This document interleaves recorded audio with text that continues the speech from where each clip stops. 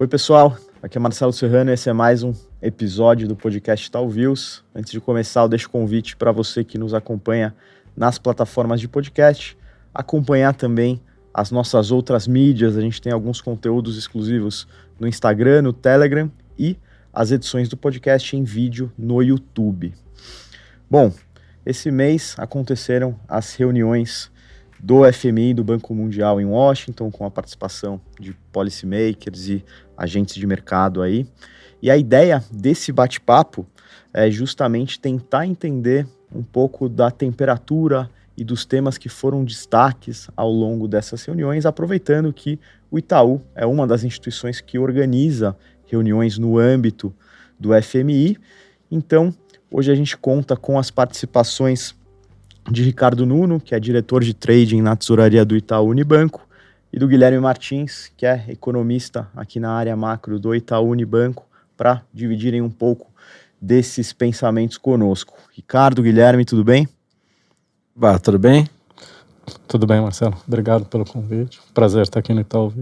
É um prazer enorme estar aqui. Legal, obrigado, gente. Prazer é nosso aí, dos ouvintes, com certeza. E acho que para começar, Guilherme, acho que aqui a percepção é que o principal tema que a gente enfrenta hoje, economia global, é recessão, perspectiva de recessão, principalmente quando a gente olha para Estados Unidos, para a Europa. Como é que esse tema, talvez seja o tema central, foi abordado e o que você ouviu ao longo das reuniões por lá? Perfeito. Acho que eu só destacaria que o tema, na verdade, são dois, né? Juros altos e recessão, né? Então, até um pouco mais complicado aí que só recessão, tá? Acho que lá, os temas aí são três temas, tá? São temas que já estão vindo há algum tempo, mas que a gente ainda não vê solução, e das discussões, acho que muita gente sai até um pouco mais pessimista, né? Acho que o primeiro tema é inflação alta e juros subindo, né? Isso importa muito, principalmente nos Estados Unidos, né? Obviamente o juros está subindo, a inflação alta em diversos países, mas é os juros dos Estados Unidos que determina o preço dos ativos globais, né? Então é uma discussão que está bem centrada agora em países desenvolvidos e principalmente nos Estados Unidos, dada a importância dos Estados Unidos para o mercado global. O segundo tema é a guerra e a crise de energia na Europa, né? E a discussão desse tema também ainda é bem pessimista, tá? E o terceiro tema seria uma recuperação mais fraca da China, né? Acho que tem uma parte conjuntural, que é o Covid-0, que é a política de limitar aí qualquer espalhar o Covid dentro da China, mas também tem uma discussão mais estrutural ligada à fraqueza do setor imobiliário, e talvez uma desaceleração da China que vai persistir por mais tempo ali, né? Acho que, de novo, todos esses temas não são novos, mas eles continuam muito problemáticos, né? Acho que no caso dos juros, assim, principalmente dos Estados Unidos, por exemplo, a mensagem do FMI para os bancos centrais foi foca em controlar a inflação. Isso quer dizer foca em subir juros ali, né? Começa a aparecer risco de recessão, mas você pode ter dois riscos nessa hora. Será que o risco é subir muito os juros e causar uma recessão? Ou será que é subir pouco e acabar com a inflação? Parece que o acordo entre os bancos centrais e a mensagem do FMI foi foca nessa parte da inflação. Seu mandato principal é ter a inflação bem comportada. Acho que seria muito ruim a gente chegar daqui 1, 2 anos ter uma taxa de inflação maior do que foi no pré-Covid, né? Então, dito isso, o Fed vai continuar subindo os juros. Tem alguma discussão de ritmo, mas a direção de alta é essa. A gente, em particular, agora a gente já vê que que a taxa de juros dos Estados Unidos vai passar de 5%, né? O que, obviamente, é uma coisa importante, né? Acho que na parte da guerra, vários painéis geopolíticos, ninguém vê uma solução. Na verdade, o risco é ao contrário, né? Durante o inverno agora europeu, ou até pelo menos o começo do inverno, ter uma escalada, né? A Ucrânia está avançando em algumas regiões que a Rússia tinha conquistado, tem conversas que a Rússia pode começar a fazer sabotagem de infraestrutura em países da NATO, da OTAN, e até uma outra pergunta de risco de um uso tático de uma arma nuclear. A probabilidade disso, pelos analistas geopolíticos, é muito baixa, mas só o fato de ter a pergunta já chama atenção ali. E na parte da China, acho que não é uma preocupação também nova, mas você tem essa política do Covid-0 e o setor imobiliário, né? Então as pessoas, ninguém prevê recessão na China, mas um crescimento fraco, né? Acho que junta tudo, o que é, em termos de número, né? Quando a gente olha o PIB global, o FMI até projeta um número alto, tá? Para 2023, crescimento acima de 2,5%. Ali. A gente, no Itaú, a gente projeta 1,80%. Os Estados Unidos, a gente projeta 0, o FMI projeta 1. Para a Europa, a gente projeta -1, o FMI projeta mais 0,5. E para a China, o FMI, a gente são próximo de 4,5. Mas o próprio FMI destaca, os nossos números são positivos. Todo o risco é de baixo e a sensação de crescimento do ano que vem vai ser de recessão. Mas só para concluir, qual que é a frase-chave que o FMI soltou? O pior ainda está por vir, né? Então, acho que o tom é bem cauteloso e negativo ali no FMI. Começamos bem aqui, então. Pouca coisa, né? Pouca coisa acontecendo. Acho que eu vou tentar pensar o começo da resposta do Guilherme para fazer essa pergunta para o Ricardo, falando justamente de juros, né? Acho que um dos desdobramentos dessa trajetória de alta de juros nos Estados Unidos é um fortalecimento maior do dólar. A gente viu toda a questão de paridade com o euro lá alguns meses atrás. Sim. E como que fica essa sensação, Ricardo, quando a gente olha para moedas? O dólar deve continuar apreciado em relação às moedas globais, e como que fica um pouco o real diante desse contexto todo? Acho que eu vou dar notícias um pouco melhores do que o do Guilherme aqui, pelo menos no relativo. Eu acho que assim, acho que o tema, primeiro que você vê a quantidade de assuntos que a gente está discutindo aqui, né? Então, no fundo, a gente coloca questões sei lá, lá da Ásia, China, que é super relevante para o mundo todo. A gente tem a questão da guerra, que ficou super relevante e amplifica a questão da China. E a gente tem a questão de inflação espalhada pelo mundo inteiro e cada país num momento um pouco diferente, né? Acho que os emerging markets um pouco avançados em relação ao controle da inflação e os desenvolvidos a sensação um pouco atrasada. Acho que eles perderam um pouco a mão sensação de que eles perderam um pouco a mão porque viveram sem inflação durante muitos anos, né? Então, e aí isso tudo causa, de fato, assim, uma quantidade de discussões e temas e impactos muito grande que causa efetivamente volatilidade. Então, assim, o mundo vive um momento de aversão na margem ali a risco, de forma geral. Isso, de forma geral, prejudica todos os emergentes. E a gente, junto com isso, tendo nesse cenário aqui de confusão, juros subindo, e deve continuar subindo nos Estados Unidos, né? As discussões da FMI, quando a gente teve lá em abril, a discussão de juros era entre 3 e 4 e todo mundo achava o fim do mundo lá. Hoje a gente discute 5 e 6 e o mercado já precifica 5 ali. 5 ali, o pico ali ao redor de maio do ano que vem. Depois algum tempo e alguns cortes subsequentes. Mas a gente já está ali no 5. E todo mundo dessa vez acha, não, acho que o 5, 6 é isso mesmo. E talvez precise de mais. A única dúvida que acho que o Guilherme comentou aqui, que assim, acho que o guidance é muito importante controlar a inflação no mundo desenvolvido. E o receio de que não se consiga controlar essa inflação é porque talvez apareça alguma coisa afetada pelo aumento de juros, com alguma consequência, alguma quebra, assim como a gente teve as questões lá em UK, né, em que os fundos de pensão começaram a ter falta de liquidez porque tinham derivativos e o juro subiu muito. Então coisas, e aí no fundo o UK teve que anunciar leilões de recompra, fazer algumas intervenções lá para poder controlar os níveis e baixar a temperatura da região. Então acho que um pouquinho desse risco existe, né? E um pouquinho desse medo existe, mas no fundo a toada é de aumento de juros. Aumento de juros, estamos falando de dólar forte e a manutenção efetivamente do dólar forte, né? A gente tem uma tendência que já faz um bom tempo de fortalecimento do dólar.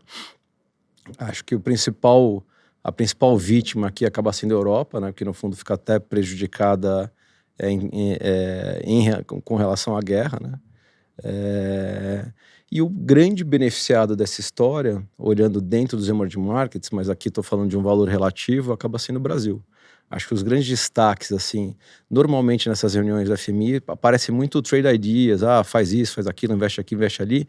Esse foi um que reconhecidamente tinham poucas recomendações de investimento, porque o mundo está muito data dependent, de percepção de que, vamos controlar a inflação? Sem controlar a inflação, a gente sabe onde os juros para. Se a gente sabe onde os juros para, aí a gente começa a brincar de novo para tentar fazer exercícios de ver que, de fato, aonde que dá para a gente ter investimentos de mais longo prazo. Enquanto isso não acontecer, não dá. Então, assim, as visões estão muito táticas e efetivamente de curto prazo no momento.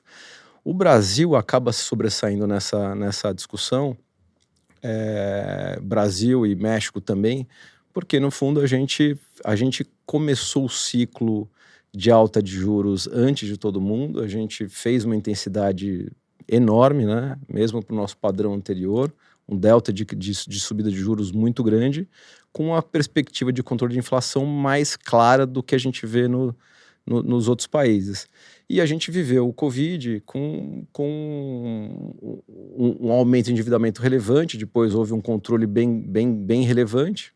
Então, acho que assim, no relativo do mundo, olhando os desenvolvidos e olhando os nossos maiores competidores de emerging markets, digamos assim, ou seja, a Rússia, a Ucrânia, fora do cenário, né?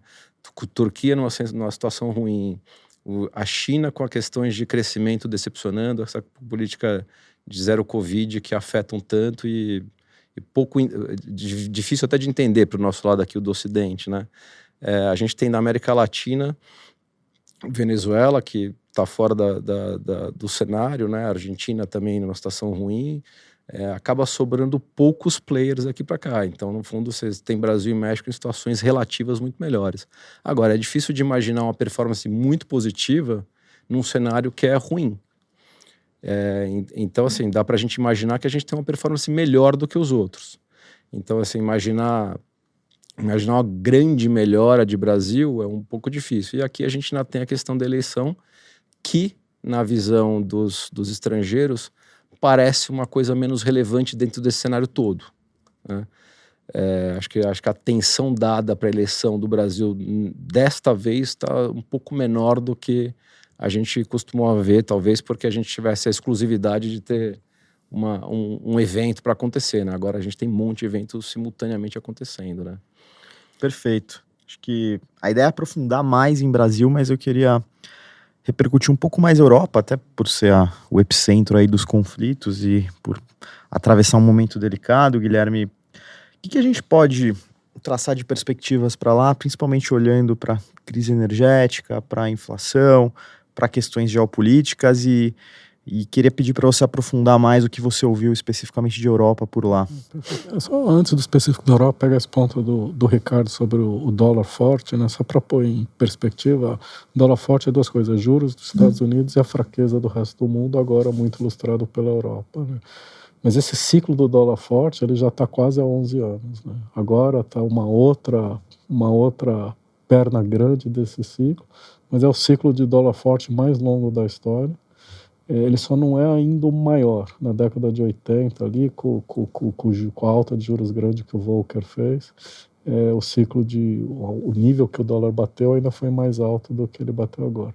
Então, por isso que a gente até espera o dólar global se fortalecer um pouco mais, e com relação ao euro, que o euro pode... Ele já rompeu a paridade, mas pode ir até quase 0,90, 0,93. Acho que para a Europa, que é algo que alimenta tudo isso aqui, do lado do mundo ruim, toda a visão é de riscos de baixa e recessão, né? Além da inflação e dos juros, tem toda a questão da guerra, né? Você pega entre os economistas, analistas, acho que a visão é PIB entre 0 e -2. A gente está no meio do caminho, -1 ali para 2023, né? Aí só toda essa questão de inflação do pós-Covid e, obviamente, a guerra, né? E, de novo, a guerra, a preocupação agora, será que a Rússia não vai fazer sabotagem em outros países ali da NATO? Será que a Ucrânia não vai invadir até a Crimeia, que seria algo que a Rússia teria realmente desconforto de perder ali? Aí o problema da Europa é estrutural. A guerra, a visão é que a guerra mudou a estrutura da economia da Europa, né? Provavelmente a Europa vai sobreviver esse inverno. Tem uma preocupação se o nível de gás é suficiente, mas provavelmente ela sobrevive. Mas e daí? E o próximo inverno, né? ela já não conta mais com o fluxo de gás da Rússia. Esse ano ela ainda contou, então conseguiu preencher os estoques. Mas passou esse inverno, você tem a preocupação do seguinte, e mais ainda, a Europa não vai poder mais contar com o gás da Rússia. Então, vai fazer uma mudança da fonte de energia, que provavelmente você vai ter energia mais cara mais para frente, né? E aí o exemplo da Alemanha é o mais emblemático, né? Qual que era o modelo econômico e geopolítico da Alemanha? Importar gás barato da Rússia e exportar para a China, e a estratégia geopolítica era a integração econômica, diminuir o risco geopolítico, o risco militar. Essas três coisas foram para o espaço, né? A China está desacelerando, então você já estava com dificuldade de exportar para a China, você não pode mais contar com a energia da Rússia, você vai ter que importar de algum outro lugar, que vai ficar mais caro no fim, então será qual parcela da indústria da Alemanha ainda é viável nesse cenário. E no geopolítico, essa integração econômica acabou não funcionando. Você fez toda uma integração econômica com a Rússia, mas ainda gerou um evento geopolítico. Qual que é a consequência disso para o modelo econômico? Não dá para contar com um modelo de crescimento baseado em exportações. Tem alguma esperança de alguns analistas que vai ter um boom de investimento da Alemanha para ajudar com a transição energética, então isso pode compensar essa queda de exportações, com mais ajuda do fiscal. A Alemanha sempre foi um país muito restrito no fiscal, agora tende a fazer mais gasto, e do lado geopolítico, e também que leva um pouco mais de gasto, a Alemanha tende a investir mais em gastos militares, né, que ela fazia muito pouco, de novo, porque mudou a estratégia geopolítica. Então, junta tudo isso, é um ambiente de uns 2, 3 anos bem negativo para a Europa, com uma transição bem difícil, né? Eu acho que tem, para o resto do mundo, além do dólar, a questão da guerra cria um risco de petróleo voltar a subir, né? O petróleo tinha passado de 100, agora foi para baixo.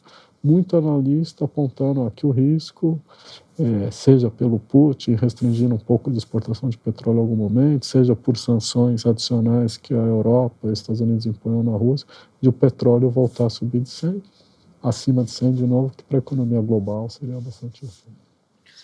Perfeito.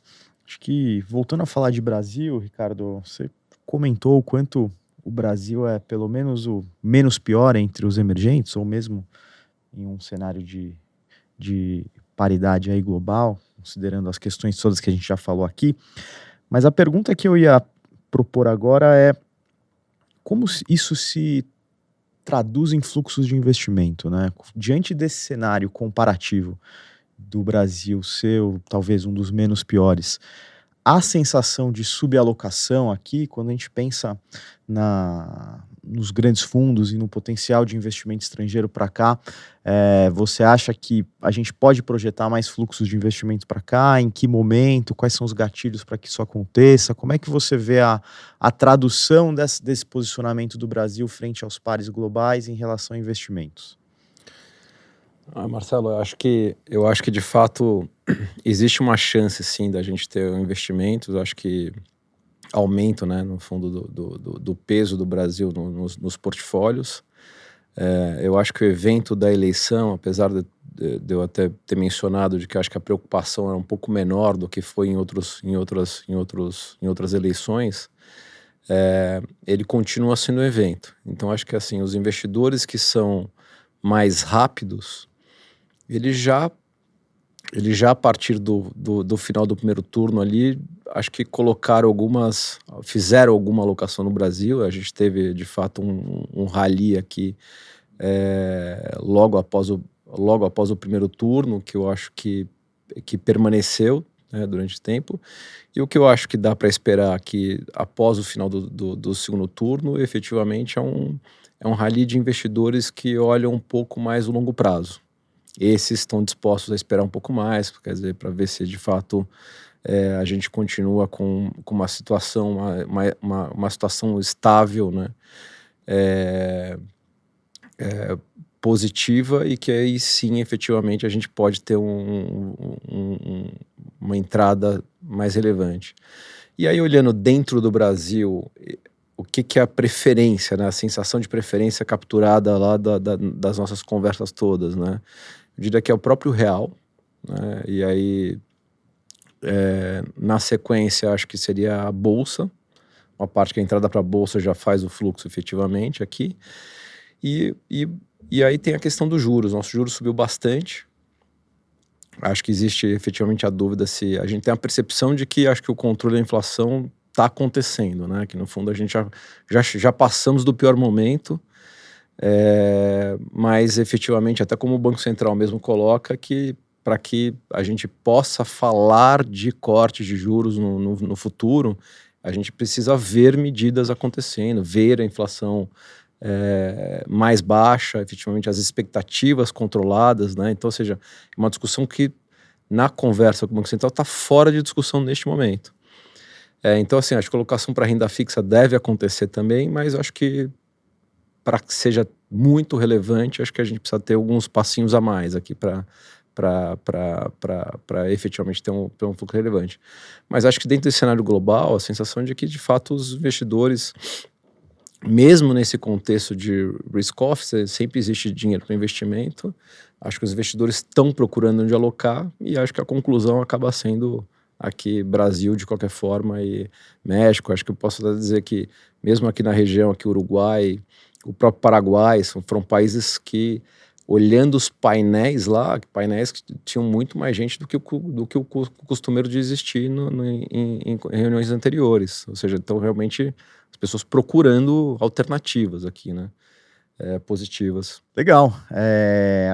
Acho que o Ricardo comentou um pouco do que a gente pode imaginar de condução de política monetária, Guilherme, mas até aproveitando a participação do Roberto Campos Neto lá no nosso evento em Washington, o que a gente pode entender em termos de timing? Acho que ficou claro que não há discussão no momento de corte na taxa de juros, apesar do controle de inflação, mas quando a gente olha para 2023, dá para imaginar um ponto onde essa discussão ela vai estar um pouco mais aquecida ou viável? O que a gente pode traçar em relação a esse ponto?